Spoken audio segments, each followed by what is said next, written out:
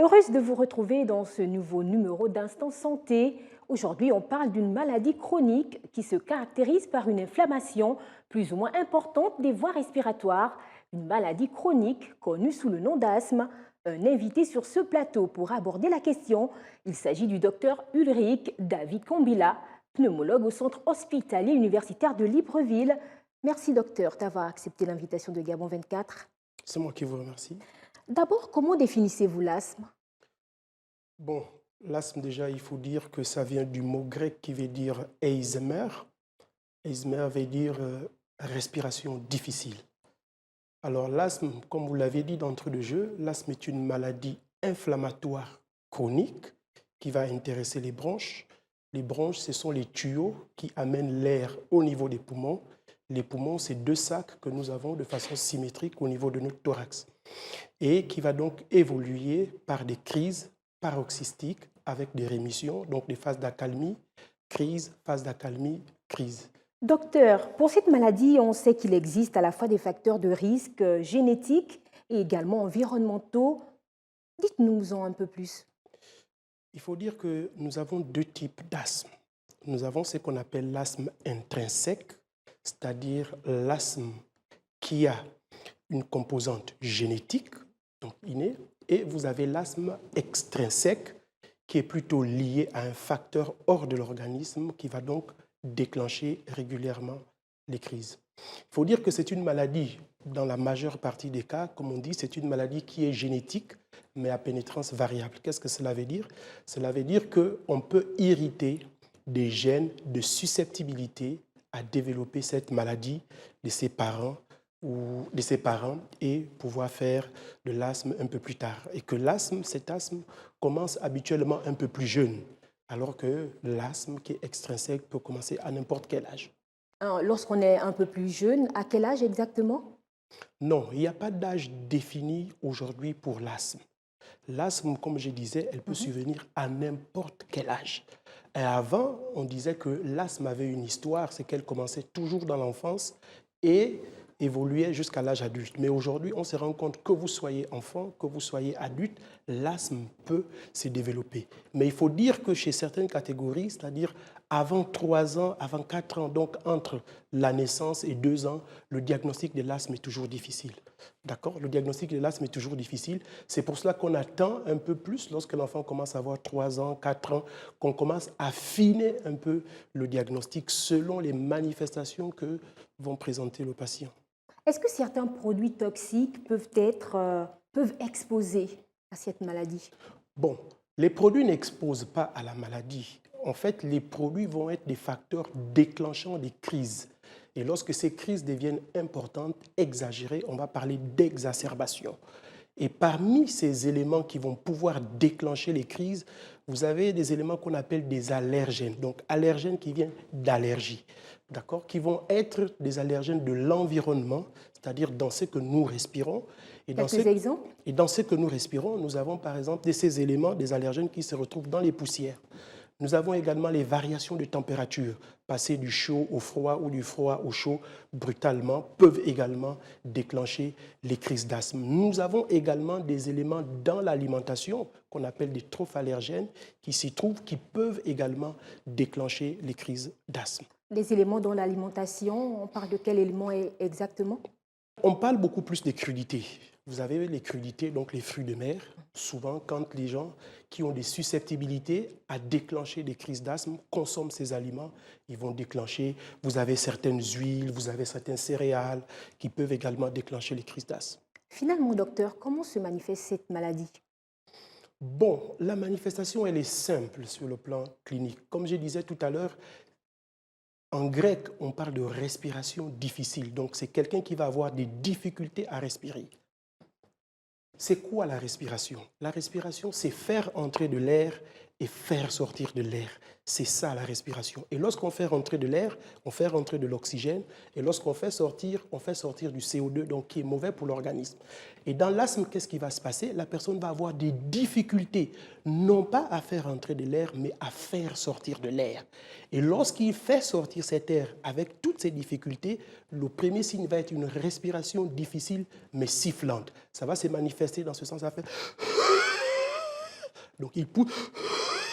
Donc, il a des difficultés pour faire sortir l'air, donc des difficultés à respirer. Ça peut être une toux, simplement une toux qui est banale, mais qui survient souvent la nuit. Et là, on va parler d'unité de temps, unité de lieu. Unité de temps, c'est quoi? Pratiquement à la même heure et pratiquement au même lieu, la personne va se mettre à tousser. Ça peut être des sensations d'oppression thoracique. Il sent une gêne ou une douleur au niveau de la poitrine qui va gêner le patient. Donc, toutes ces manifestations, en fait, vont amener déjà le médecin à penser à une crise d'asthme. Mais après, bien entendu, il y a le diagnostic au moment de la crise, mais il y a le diagnostic en dehors de la crise. Et le diagnostic en dehors de la crise, nous avons besoin d'un examen qu'on appelle la spirométrie. Spiro qui veut dire souffle, métrie qui veut dire mesure du souffle. L'asthme étant une maladie du souffle, donc il faut mesurer le souffle de ce patient pour mesurer ses capacités vitales, c'est-à-dire la quantité d'air dont il a besoin de vivre. Il faut mesurer les débits, la vitesse à laquelle l'air sort pour pouvoir déterminer est-ce que les tuyaux qui amènent l'air dans les poumons ont un diamètre rétréci. Parce que, évidemment, l'asthme, c'est une maladie des tuyaux qui va donc rétrécir les tuyaux qui amènent l'air dans les poumons. Et cet appareil, cet examen va permettre de poser le diagnostic en dehors de la crise. Et docteur, comment savoir si une crise d'asthme est grave? Bon, je vous disais d'entrée de jeu que c'est une maladie du souffle. Donc, savoir qu'elle est grave, c'est que En le dehors patient... du problème de respiration? Non, c'est toujours la respiration. C'est D'accord. toujours la respiration qui va faire la gravité de la maladie. D'accord? Et maintenant, le fait que la respiration ne soit pas bien exécutée, il va avoir des répercussions à l'intérieur de l'organisme. Mais dans un premier temps, c'est d'abord le souffle. Savoir qu'une crise d'asthme, c'est un patient qui est en crise, à qui vous demandez comment vous vous appelez, il a des difficultés à parler. Dès que rien que cette difficulté à parler au cours de la crise d'asthme, déjà va traduire un certain niveau de gravité. Un patient qui est en crise d'asthme, qui n'arrive plus à s'allonger sur le dos, ça aussi c'est un des signes de gravité. Un patient qui est en crise d'asthme, que vous voyez qui commence à être couvert de sueur, n'arrive plus à émettre les mots, ça également c'est une crise d'asthme. Maintenant, lorsque le patient, au début, vous l'avez entendu respirer et que ça sifflait, et qu'au cours de la crise, le sifflement disparaît. Ça veut dire également que ça annonce déjà une gravité, une sensation de mort imminente parce que le tuyau se resserre de plus en plus et l'air ne passe plus. Une fois ces cas graves constatés, qu'est-ce qu'il y a lieu de faire? Très bien. L'asthme, comme vous l'avez dit tout à l'heure, c'est une maladie qui est chronique.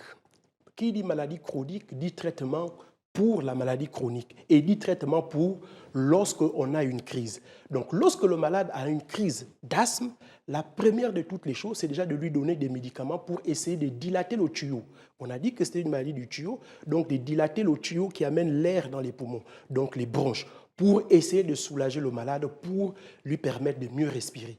Et si on se rend compte que malgré ce médicament qui dilate le tuyau, n'arrive plus à soulager le malade, à ce moment-ci, on va parler d'exacerbation, c'est-à-dire une exagération de la crise. Et dans ces conditions, il faut amener d'emblée le malade dans une structure sanitaire pour qu'il soit pris en charge parce qu'il va avoir besoin d'oxygène et il va avoir besoin de d'autres médicaments comme les anti-inflammatoires. Vous avez dit que c'est une maladie inflammatoire chronique, donc il faut donner des anti-inflammatoires pour essayer de réduire cette inflammation qui diminue la lumière du tuyau pour pouvoir soulager le malade.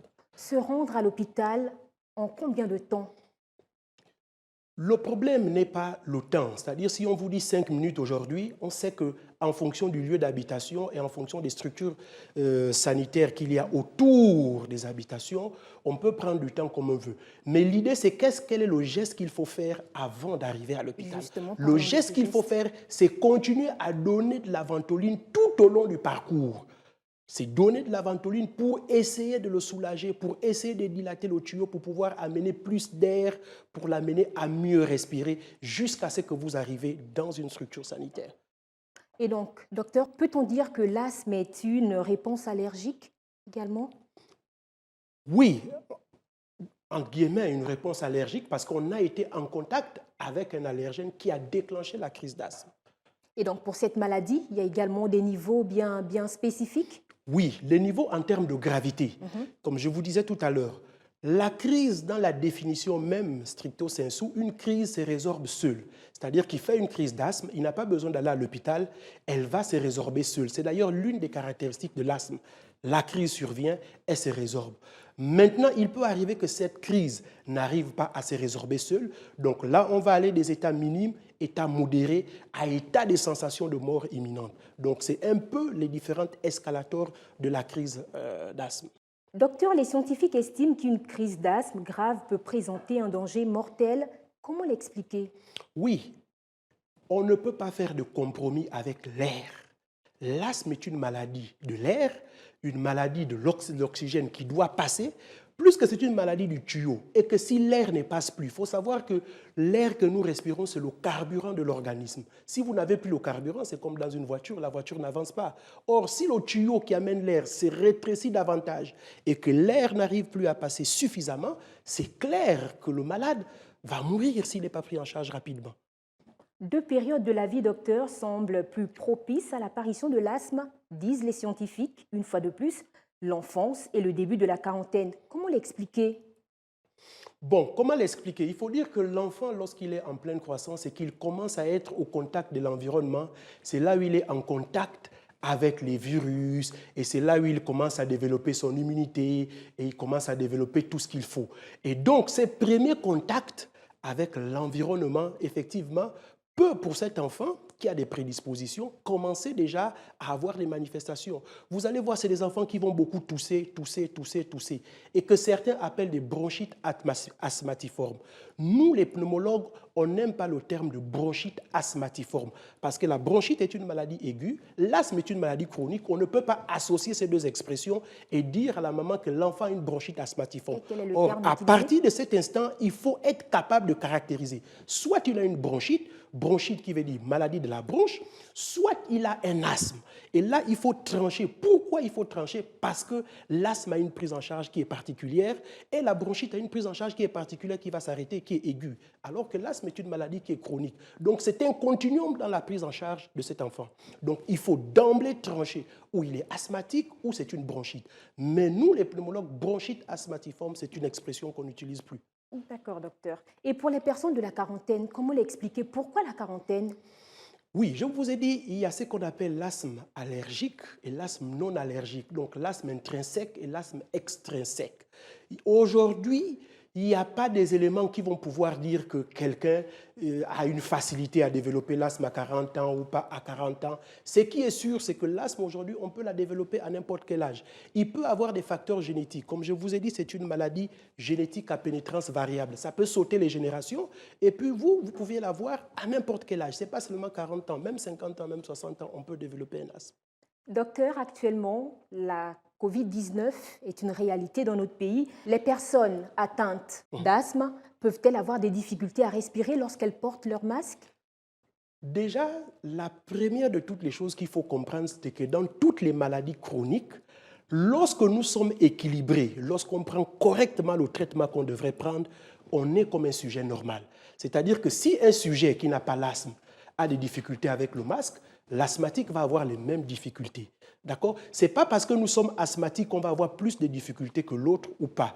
Le tout va résider dans la prise en charge correcte. Parce que l'asthme a une maladie qui empêche les crises. L'asthme a un traitement qui permet de contrôler cette maladie. Une fois la maladie est contrôlée, il devient comme tout sujet. C'est-à-dire que si lui, il a des difficultés, c'est que les sujets normaux auront aussi les mêmes difficultés par rapport au port de masque. Parlons justement du traitement, docteur. Quel est le traitement adapté à cette maladie? Alors, le traitement, il est de deux ordres. Il y a le traitement au moment de la crise et le traitement en dehors de la crise. Or, ce qui se passe, c'est que la majeure partie des patients que nous recevons, tous ont le traitement de la crise, même lorsqu'il n'est pas en crise. Et ça pose problème. Le traitement de la crise, c'est des médicaments qui sont simples. Habituellement, c'est des médicaments qui sont pressurisés, que l'on donne juste au moment où il a la crise. Et vous avez des médicaments qui vont donc empêcher que les crises ne surviennent, qui sont les médicaments que le patient doit prendre au long cours, qui sont l'association des médicaments qui vont dilater la bronche et des anti-inflammatoires. Les deux sont mis dans un seul médicament et ça s'appelle des bronchodilatateurs, broncho pour bronche, dilatateurs qui vont dilater la bronche de manière à faire passer suffisamment d'air. Et c'est des bronchodilatateurs de longue durée d'action. Alors que dans la crise, on utilise des bronchodilatateurs de courte durée d'action pour soulager immédiatement la crise, mais après, il faut d'emblée lui mettre sur des bronchodilatateurs associés à des anti-inflammatoires de longue durée d'action pour éviter qu'il ne fasse des crises. Est-ce que les personnes qui utilisent ce traitement ne font pas des allergies? Non. avec ces médicaments? Le Toutes les personnes... traitement n'empêche pas l'allergie. L'allergie est une susceptibilité individuelle, c'est-à-dire c'est une susceptibilité de tout un chacun de développer l'allergie. Maintenant, l'avantage du traitement, le premier de tous les traitements, quand on parle de maladies chroniques, c'est l'éducation du patient. Il faut l'éduquer sur sa maladie et sur lui-même. Savoir lui dire c'est quoi, qu'est-ce qu'il a, quelle est la nécessité de prendre tel type de traitement et comment il devrait prendre ces traitements. C'est ça le problème.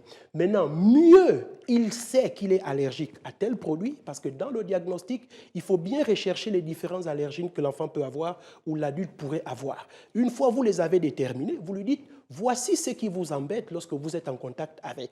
Première chose. Deuxième chose, il faut prendre un médicament qui va donc empêcher les crises. Et c'est un médicament que vous deviez prendre régulièrement, qui n'a rien à voir avec ce que les malades consomment habituellement. Et au cours de vos consultations, si je peux le dire ainsi, comment ça se passe avec les personnes asthmatiques lorsqu'elles viennent vers vous? Qu'est-ce qui est fait du côté du centre hospitalier universitaire de Libreville où vous travaillez? Donc, lorsque ces patients arrivent, habituellement, il y a deux modes d'entrée à l'hôpital. Soit ils vont rentrer parce qu'ils sont en crise, et là, ils vont passer par les urgences. Et une fois ils arrivent par les urgences, nous avons des médecins là qui sont très aguerris, qui savent comment on soulage ces crises d'asthme. Et une fois ces crises sont soulagées, le malade est envoyé en consultation spécialisée. Pourquoi en consultation spécialisée? Parce que déjà, il faut l'informer sur sa maladie. Beaucoup ne sont pas informés sur leur maladie. On trouve beaucoup de malades avec beaucoup de médicaments, mais des médicaments qu'ils ne savent pas utiliser, qui ne comprennent pas l'intérêt d'utiliser tel type de médicament ou tel autre type de médicament. Donc, il faut déjà l'éduquer sur sa maladie, mais en plus, il faut affirmer que ce patient est asthmatique. Affirmer en faisant quoi? En faisant la spirométrie, comme je vous ai dit tout à l'heure, mais également il faut lui faire les tests d'allergologie pour savoir est-ce que ce patient ne présente pas des allergies environnementales, est-ce qu'il ne présente pas des allergies alimentaires.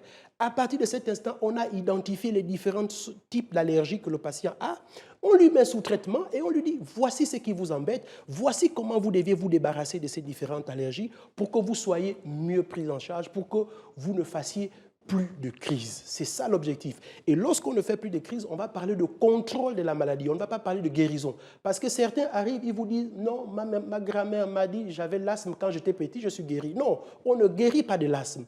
L'asthme, on arrive à contrôler l'asthme. Surtout lorsque l'asthme a commencé un peu plus jeune et lorsque l'organisme va s'habituer aux allergènes, donc aux éléments qui provoquent l'allergie, ce qu'on appelle la sensibilisation, il va être de moins en moins sensible à ces produits et il va moins développer les crises.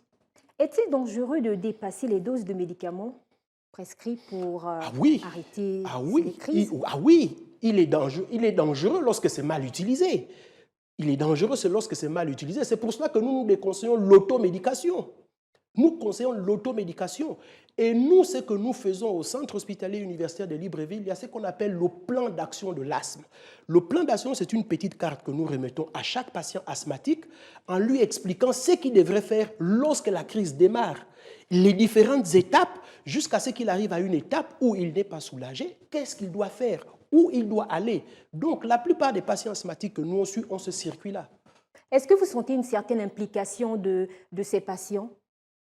Bon, sentir une certaine implication ou pas, là aussi c'est un peu difficile parce que nous sommes en train de nous organiser. On a des partenaires qui essaient de nous aider pour créer ce qu'on appelle, soit nous allons créer ce qu'on appelle l'école de l'asthme. L'école de l'asthme, ce n'est pas des bâtiments. En fait, c'est d'essayer de réunir les asthmatiques au moins une fois par mois, leur expliquer leur maladie, leur dire ce qu'ils devraient faire et que chacun partagent un peu leur expérience. Ça, c'est un peu la première idée que nous avons. Et ça, je crois que le dossier est avancé. Et nous voulons créer également une association des asthmatiques du Gabon pour essayer de réunir un peu tous ces asthmatiques-là, pour essayer d'avoir au cours des journées mondiaux de l'asthme et tout ça, pour pouvoir échanger et pour pouvoir en discuter.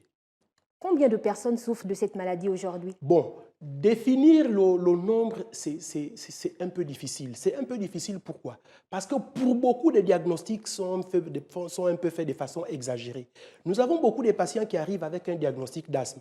Mais lorsqu'ils sont investigués chez nous, lorsqu'ils sont screenés, on se rend compte que ce n'était pas des asthmatiques, c'est que c'est d'autres pathologies. Et d'ailleurs, nous avons fait un travail de thèse là, il y a déjà mes 2 ans, qui a fait l'objet même d'une publication scientifique dans des revues à caractère international, qui a été accepté. Donc, Dire aujourd'hui le nombre d'asthmatiques que nous avons, c'est un peu difficile. Mais ce qui est sûr, c'est que nous sommes en train de faire une étude en cours, qui est en cours en ce moment, où on essaie de collecter un peu les différents asthmatiques, les différents types d'allergènes qu'ils ont, les âges, avec les mesures spirométriques, les différents tests d'allergo, pour que nous, on essaie d'avoir notre épidémiologie à nous, savoir un peu quel est le profil de nos patients asthmatiques, quel type d'allergie ils font, d'allergènes ils développent, quelle est la fréquence des crises. Donc, nous essayons de faire ça. Et là, nous avons déjà collecté à peu près une centaine de patients que nous avons collectés.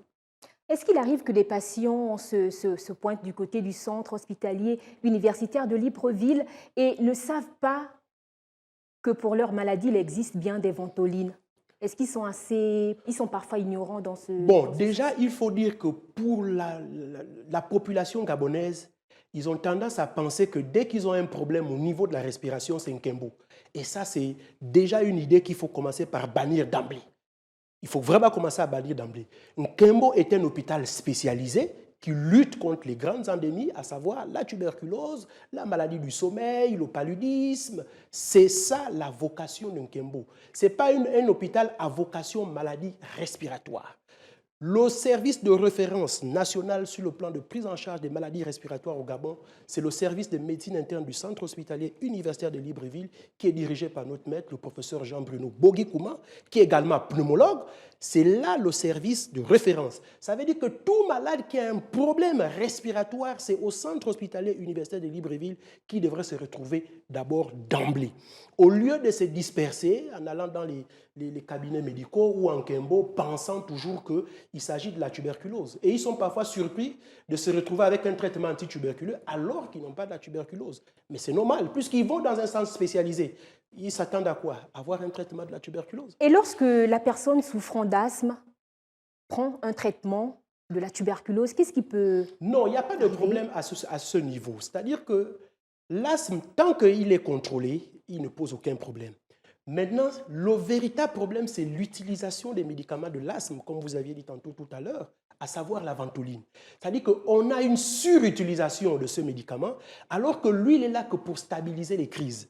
Une fois la crise est stabilisée, ce n'est plus la ventoline qu'il faut utiliser. Il faut utiliser autre chose. Et les médicaments sont aujourd'hui disponibles dans le commerce. Et pour beaucoup, sont pris en charge par la CNAMGS. Peut-on prévenir cette maladie? Si oui, en quoi faisant? Bon, la maladie, on ne peut pas la prévenir. Lorsqu'on a des prédispositions à avoir cette maladie, on va l'avoir. Mais on peut prévenir les crises, on peut prévenir les exacerbations de En la quoi maladie, faisant? c'est-à-dire les exagérations de cette maladie. En quoi faisant? La première chose, c'est connaître déjà sa maladie. Une fois on connaît que nous sommes asthmatiques, on connaît c'est quoi l'asthme, on a fait les tests d'allergologie, on sait que les acariens, par exemple, les blattes, les cafards, les poils de chien, ou que lorsqu'on prend des crustacés, on développe la crise. À partir de cet instant, on s'éloigne de ces éléments. On s'éloigne de ces éléments. Et en s'éloignant de ces éléments, il y a beaucoup de facteurs environnementaux qui ne sont pas forcément recherchés, parce que les tests, c'est des batteries avec des tests qui sont bien précis, qui ne sont pas forcément recherchés, mais ça va plutôt permettre de limiter le nombre de crises. Docteur, votre mot de la fin, vu que nous sommes arrivés au terme de cette émission? Déjà, je tiens à vous remercier d'avoir choisi un thème comme l'asthme. L'asthme qui est d'ailleurs une maladie qui est une référence pour les pneumologues, qui est une caractéristique pour les pneumologues, donc à l'adresse des populations, c'est dire qu'en fait, l'asthme qui est une maladie de la respiration, qui veut dire respiration difficile en grec, Eisemer, est bel et bien prise en charge au centre hospitalier universitaire de Libreville. Et que le centre hospitalier universitaire de Libreville, c'est le centre de référence des maladies respiratoires sur le plan national. Nous avons à sa tête le professeur Jean-Bruno Bogi-Kouma, je suis son assistant, donc deux pneumologues. Et lorsqu'on a une crise, commencez par prendre de la ventoline jusqu'à ce que vous arrivez à l'hôpital. Une fois à l'hôpital, on va stabiliser cette crise et on va vous donner des médicaments qui vont empêcher la crise et faire les examens que l'on vous demande toujours pour rechercher les différents allergènes à l'origine de la crise. Je vous remercie. Voilà qui est dit. Sachez qu'un asthme mal contrôlé peut provoquer des symptômes permanents et que plusieurs personnes asthmatiques peuvent vivre normalement à condition de bien suivre leur traitement. Merci de nous avoir regardés. On se dit Au revoir et à très bientôt pour un prochain numéro.